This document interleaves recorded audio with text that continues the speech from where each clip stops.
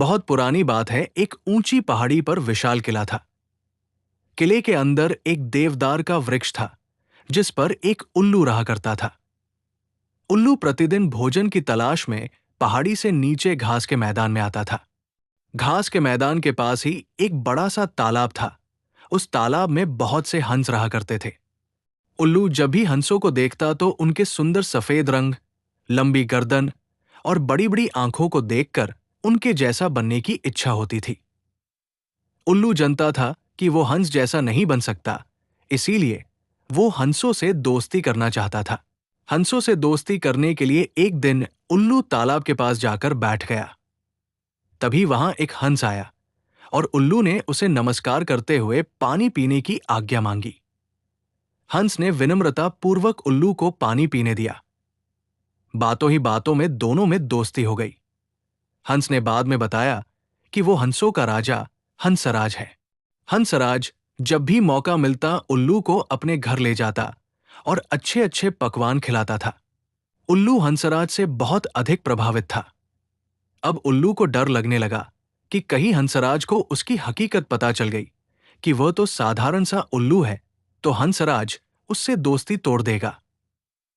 इसलिए उल्लू ने अपनी दोस्ती को बचाने के लिए हंसराज से झूठ बोला कि वह उल्लुओं का राजा उलूक राज है और ऊंची पहाड़ी पर जो किला है वो उसी का है और उस किले में उसकी फौज रहती है। उल्लू ने किले में होने वाली सैनिकों की गतिविधियों को अच्छी तरह समझ लिया और एक दिन हंसराज के पास आकर उसे अपने महल में चलने का निमंत्रण दिया।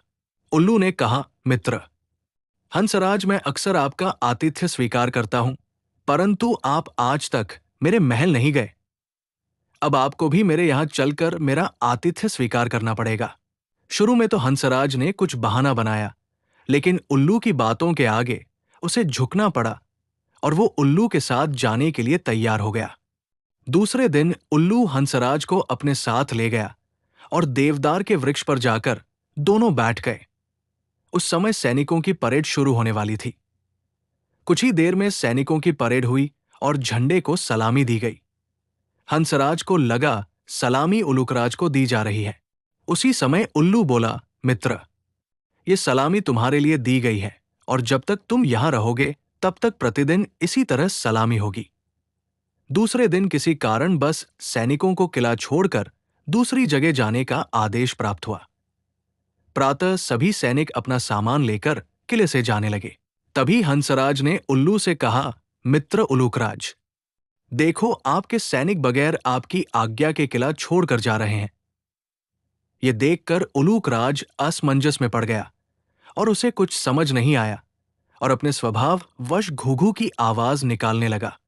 उल्लू की घूघू की आवाज सुनकर सैनिकों ने इसे अपशगुन जानकर किले से जाना स्थगित कर दिया। सैनिकों के रुक जाने पर उल्लू बोला, देखो मित्र, मेरी आज्ञा से सैनिक रुक गए हैं और जब तक आप रहोगे तब तक ये कहीं नहीं जाएंगे। दूसरे दिन प्रातः सैनिक फिर से जाने के लिए जैसे ही तैयार हुए उल्लू फिर आवाज निकालने लगा।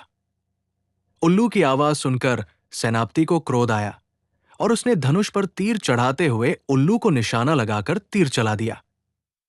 लेकिन वो तीर उल्लू को ना लगकर हंसराज को लग गया और हंसराज ने वही अपने प्राण त्याग दिए। हंसराज की मृत्यु से उल्लू बहुत दुखी हुआ और वही रो रो कर विलाप करते हुए बोला, मेरे झूठे दिखावे ने मेरे परम मित्र हंसराज की जान ले ली। जब उल्लू रो रहा था तो वो बेसुध सा हो गया और उसने अपने आसपास ध्यान नहीं दिया। दूर से एक गीदड़ ये सब देख रहा था और इन परिस्थितियों का फायदा उठाते हुए उसने उल्लू पर झपट्टा मारकर उसका भी काम तमाम कर दिया। झूठी शान का परिणाम।